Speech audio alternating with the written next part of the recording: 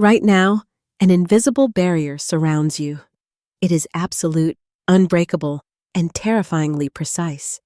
At this very moment, photons are streaming past your eyes at approximately 670 million miles per hour. Nothing in the known universe, not the most advanced rocket, not the highest energy particle, not even the fabric of space itself, can push matter beyond this cosmic velocity. For centuries, humanity assumed this number was merely a property of light, a speed limit for brightness. We were wrong. As physicists would eventually discover, this is not a speed limit for light. It is the speed limit of causality itself. It is the maximum frame rate at which reality can update. It is the tempo of existence. To understand why breaking this limit would unravel the logical structure of the universe, we must first retrace the steps of those who stared into the abyss of space and realized that time is not what we think it is. The journey begins in the darkness of the Italian countryside, 1638. Galileo Galilei, a man who had already dismantled the heavens with his telescope, climbed a hillside outside Florence. He carried a lantern and an impossible ambition. He sought to measure the speed of light. On a distant hill, his assistant waited with an identical lantern, the plan elegant in its simplicity. Galileo would uncover his light. The moment the assistant saw the flash, he would uncover his own. Galileo would then measure the delay. The logic was flawless, but the execution was doomed by the limitations of human physiology. Every attempt yielded the same maddening result. The return flash appeared instantaneous, and Galileo concluded that light moved either infinitely fast or at a velocity so extreme that terrestrial distances were simply too small to capture it. He was trying to catch a ghost. Light crosses the gap between those two hills in mere microseconds, while the electrical signals in the assistant's brain took hundreds of milliseconds to process the visual data.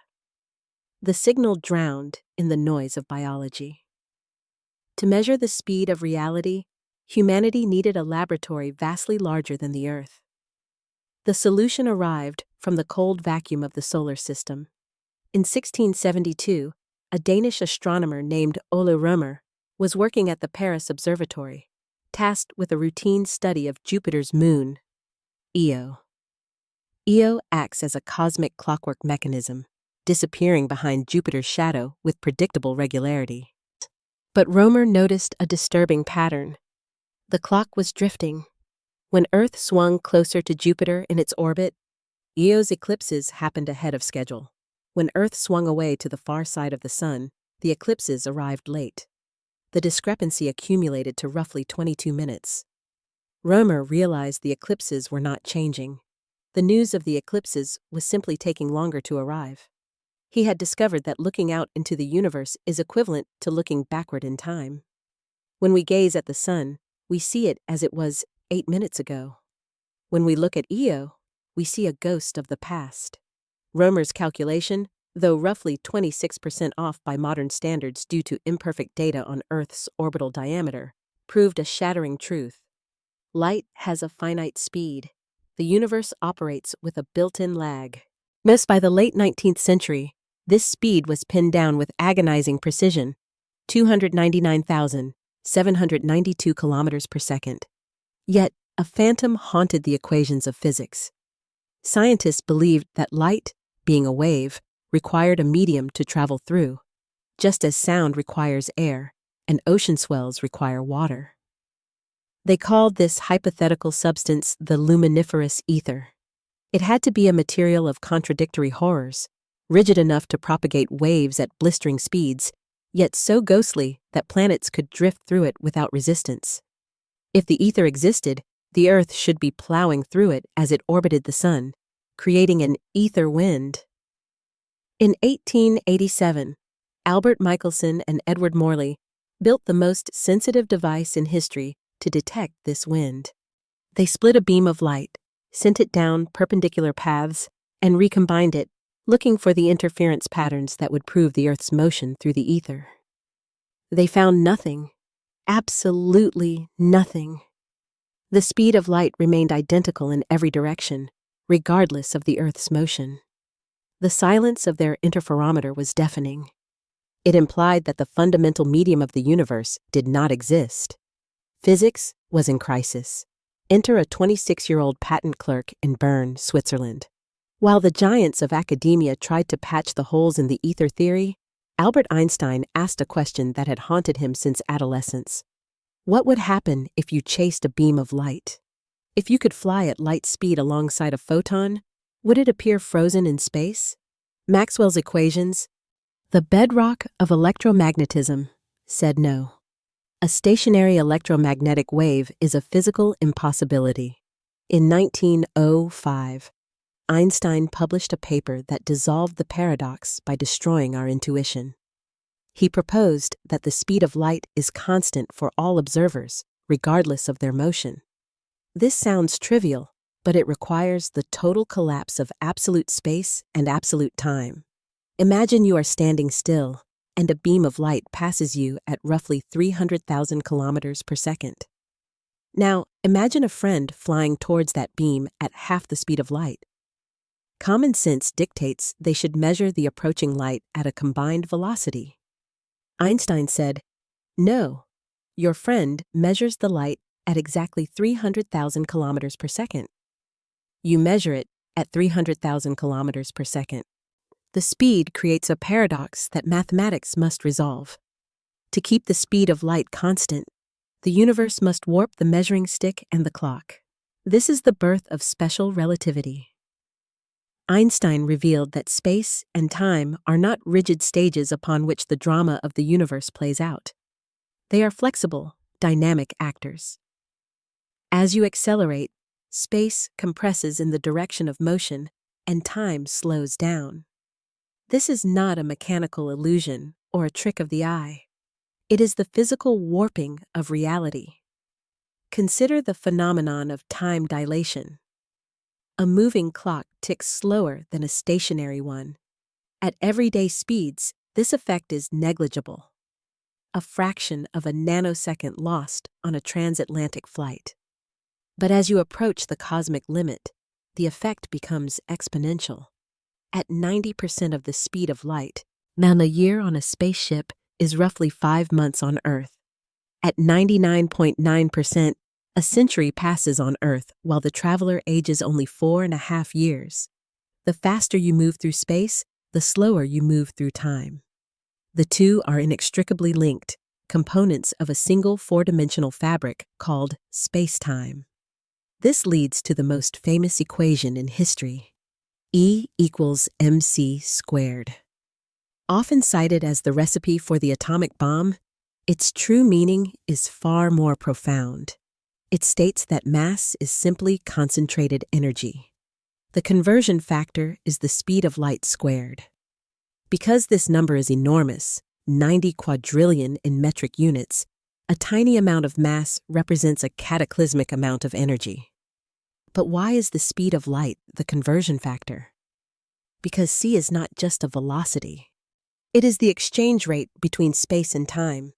It is the structural constant of the universe's geometry. Einstein's revelation showed us that the barrier exists. He demonstrated that as an object with mass accelerates, its relativistic momentum climbs toward infinity. To push a single proton to the speed of light would require more energy than exists in the entire observable universe. The barrier is not merely technological, it is mathematical. The equations of spacetime forbid massive objects from touching the limit. However, Einstein described what happens. He described the geometry, the warping, and the time dilation. But he did not fully explain why the universe is built this way. Why is the limit exactly this number? Why does the universe demand a finite speed for causality? To answer that, we must descend from the vast curves of relativity into the bizarre, probabilistic fog of the quantum realm. We must look to the work of Richard Feynman, who would later peel back the skin of reality to reveal that the speed of light is not a law enforced by the cosmos. but a consequence of how particles explore the infinite paths of existence. The story of light is not over. The story of the impossible is just beginning. Imagine yourself strapped into the cockpit of a spacecraft built to defy God. Your engineers have given you an engine that violates every practical constraint of engineering. Unlimited fuel, perfect efficiency, and thrust that never wavers. Your mission is simple. Accelerate until you break the light barrier. You ignite the engines. The G-force slams you back into your seat. The velocity readout climbs. 1% of light speed, 10%, 50%. At first, the universe behaves exactly as your intuition expects. You burn fuel, you gain speed. The relationship is linear, predictable, and obedient. But as you cross 80% of the speed of light, something fundamental shifts in the machinery of reality. The stars ahead of you begin to shift in color, turning a violent blue as their light waves compress against your windshield. Your engines are screaming at maximum capacity, yet the speedometer is barely crawling. You push harder. You dump more energy into the drive. At 99% of the speed of light, you hit the invisible wall. It is not a wall of matter, but a wall of mathematics. To gain just one more fraction of a percent of speed now costs 10 times the energy it took to get you off the launch pad. You are fighting the gamma factor. In the equations of special relativity, gamma is the tax collector of the universe. At rest, gamma is 1. At 86% of light speed, it doubles. As you approach the limit, it climbs toward infinity. This is not merely a resistance to motion. It is a fundamental alteration of your mass. The energy you pour into the engines is no longer making you go faster. It is making you heavier. You are becoming a relativistic monster. To reach 100% of the speed of light, you would need infinite energy. You would need to burn the entire mass of the observable universe. Every star, every galaxy, every black hole. Just to push a single atom across that final threshold. And even then, the math says no. We know this is true because we have built machines to test it. And beneath the border of France and Switzerland lies the Large Hadron Collider, a 27-kilometer ring of superconducting magnets. There, physicists accelerate protons to 99.9999991% of the speed of light. At this velocity, a single microscopic proton carries the kinetic energy of a flying mosquito. Think about that. A subatomic particle, effectively massless to the human hand, hits with the impact of a macroscopic insect. Why? Because the proton has become heavy with the energy of its own motion. The magnets guiding the beam must scream with power just to bend the path of these relativistic giants. If the engineers tried to push those protons to exactly 100% of light speed, the energy requirements would asymptote vertically. The machine would melt. The power grid of Earth would collapse. The universe simply refuses to allow massive objects to touch the limit. But the barrier is not just about energy. It is about time. As your impossible spacecraft hovers at 99.9% of light speed, you look out the window. The universe outside is aging rapidly. Stars are born, live their billions of years, and die in what feels like mere minutes to you. This is time dilation. The faster you move through space, the slower you move through time. If you could actually reach the speed of light, time for you would stop completely. Consider the photon. A particle of light born in the heart of a distant star travels for billions of years to reach your retina. From our perspective, its journey is an epic odyssey across the cosmos. But from the photon's perspective, the journey takes literally zero time. The moment of its birth and the moment of its death are the same instant. For light, there is no time. There is no waiting. There is only immediate connection. This is why massive objects cannot reach light speed. To do so would be to exit the flow of time entirely, to become frozen in an eternal, singular now. Humanity, however, does not like to be told no. For decades, theoretical physicists have hunted for loopholes, searching for a backdoor through the wall of causality. They dreamed of tachyons, hypothetical particles that live on the other side of the barrier, forever moving faster than light, unable to ever slow down. The concept is elegant, but it carries a poison pill: causality. In relativity, faster-than-light travel is mathematically indistinguishable from time travel. If you could send a signal faster than light, you could send a message to your own past. You could trigger a detonator before the button was pressed. You could kill your own grandfather before your father was born. A universe that allows tachyons is a universe where logic collapses, where effects precede causes, and where reality dissolves into paradox. Because we live in a universe where cause leads to effect, tachyons almost certainly do not exist. Then there is the Alcubierre drive, the warp drive of science fiction made mathematically plausible. In 1994, physicist Miguel Alcubierre showed that general relativity theoretically allows you to contract space in front of a ship and expand it behind, riding a wave of distorted spacetime like a surfer. The ship sits in a bubble of flat space, and never locally breaking the light limit, while the bubble itself moves superluminally. It sounds perfect. It is also likely impossible. To build such a drive requires negative energy, matter with negative mass, to hold the wormhole open or sustain the warp bubble.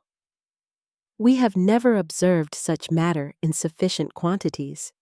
Furthermore, recent calculations suggest that the forward edge of a warp bubble would accumulate high-energy particles like a snowplow.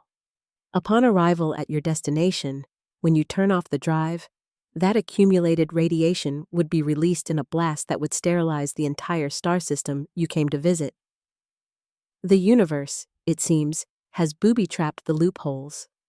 So, we are left with the raw, uncomfortable truth.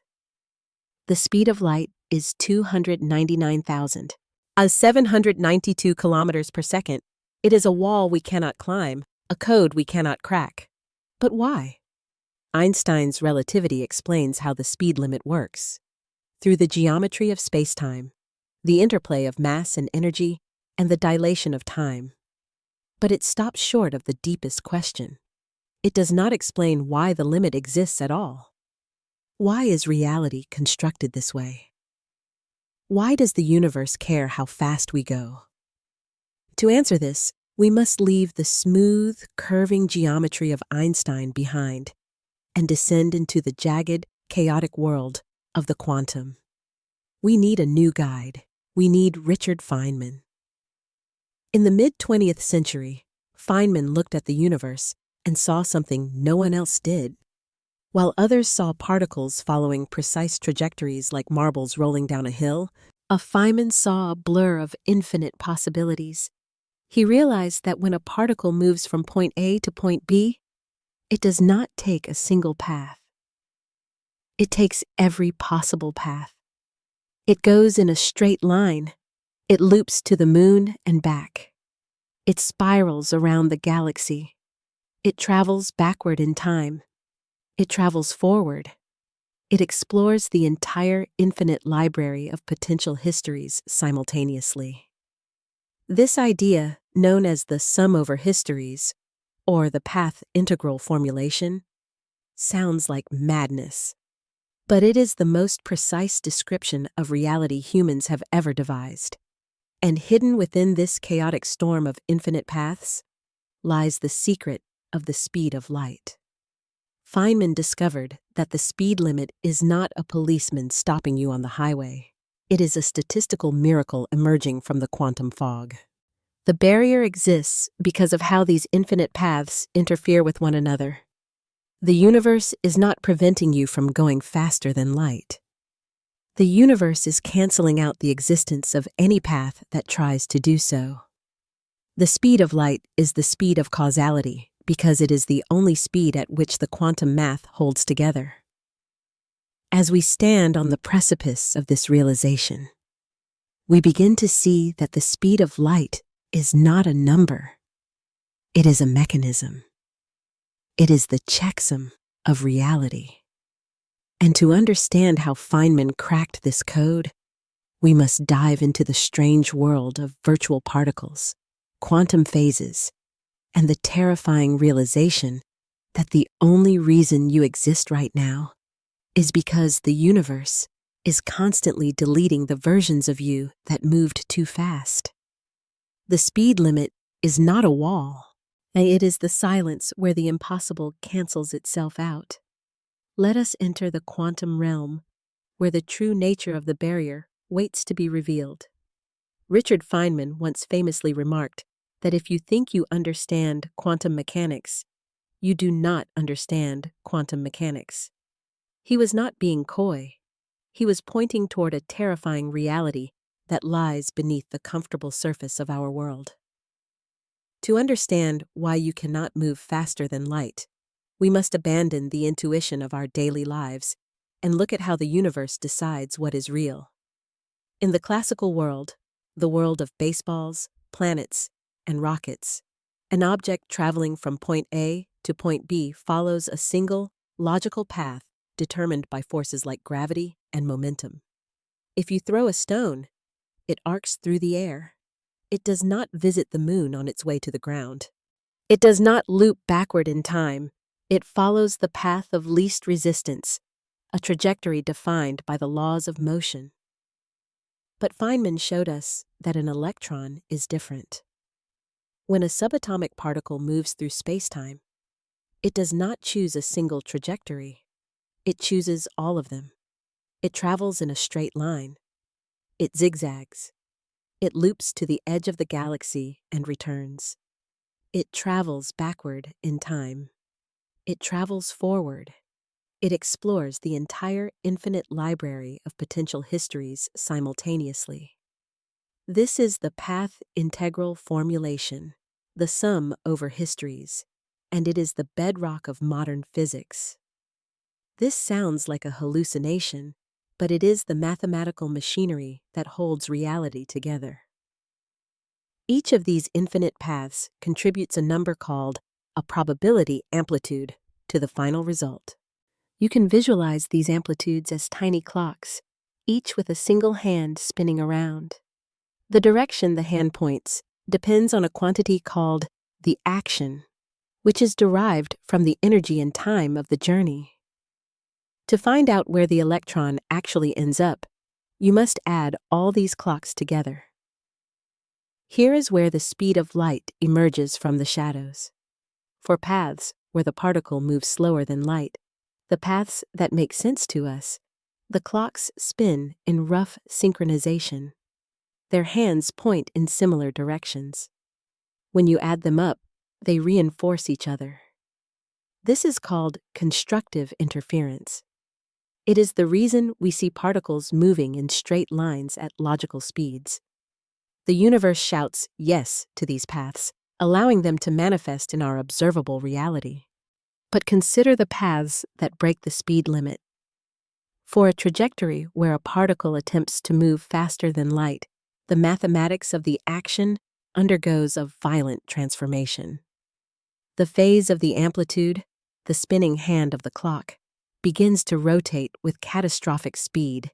It becomes a blur. For every path that points up, there is a neighboring path that points down. For every left, there is a right. They are completely out of phase, a chaotic storm of opposing values. When you sum these superluminal paths, they do not add up to a miracle. They add up to zero. They annihilate each other with absolute precision. This is the true mechanism of the speed limit. The universe does not forbid faster than light travel with a law written in stone or a cosmic traffic cop. And it forbids it by ensuring that the probability of such an event occurring cancels itself out of existence. The barrier is not a wall. It is a mathematical silence. The superluminal paths exist in the abstract potential of the math, but they destroy one another before they can ever become part of the physical world. This revelation forces us to rename the constant c. We call it the speed of light, but that is a historical error. Light is simply the most famous thing that travels at this speed because photons have no mass. If you stripped the mass from a proton, it would instantly accelerate to c. If gravitational waves had mass, they would slow down. But they don't. When two black holes collide, the ripples in spacetime race outward at exactly this speed. Therefore, c is not the speed of light. It is the speed of causality. It is the maximum rate at which one point in the universe can talk to another. It is the refresh rate of the cosmos. Imagine reality as a massive, distributed computation. For an event here to trigger an event there, information must cross the gap. If that information could travel instantly, the logical structure of cause and effect would shatter. If c were infinite, everything would happen at once. The birth of stars, the cooling of planets, your birth, your death, the heat death of the universe, all would occur in a single, simultaneous flash. There would be no history. There would be no narrative. There would be no time. The finite speed of causality is what stretches events out into a story. It prevents the universe from happening all at once. This protection comes at a steep price: isolation. Well, because the speed of causality is finite and the universe is expanding, we are trapped in a bubble of ignorance. We can only see as far as light has traveled since the beginning of time. This is our observable universe. Beyond this horizon, there are likely other galaxies, other stars, perhaps other civilizations asking these same questions, but we will never know them. They are causally disconnected from us. They are elsewhere. Even more disturbing is the destruction of the concept of now. In the geometry of spacetime, if two events are separated by a distance so vast that light cannot cross it in the time between them, there is no objective truth about which happened first. To one observer, event A happens before event B. To another, B happens before A. To a third, they are simultaneous. The universe does not care. Because no signal can pass between them, neither can cause the other. The order of events is an illusion for everything outside your light cone. There is no universal now that stretches across the cosmos. There is only your now, and the ghosts of the past arriving from the stars. The ultimate manifestation of this limit is the black hole. An event horizon is simply a region where space falls inward faster than the speed of causality can move outward. It is a one-way door, enforced by the speed limit. Inside, the future points toward the singularity. To escape a black hole, you would need to move faster than light. Since you cannot, your destiny is geometrically sealed. The speed limit becomes the executioner. Yet, there is a terrible beauty in this prison.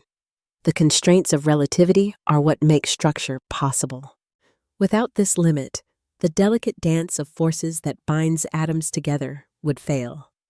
The electromagnetic force, mediated by the exchange of virtual photons, relies on this speed to define the strength of chemical bonds. If the speed of causality were different, stars might burn out in microseconds, or never ignite at all. The stability of matter itself is a consequence of the finite speed of interaction. We often dream of breaking this limit. We look at the stars and feel the ache of distance. We conceptualize warp drives and wormholes, desperate to bypass the long silence between worlds. But Feynman's path integrals suggest that the barrier is woven into the very definition of existence. To break the speed of light, you would have to break the probability amplitudes that allow you to exist as a coherent object.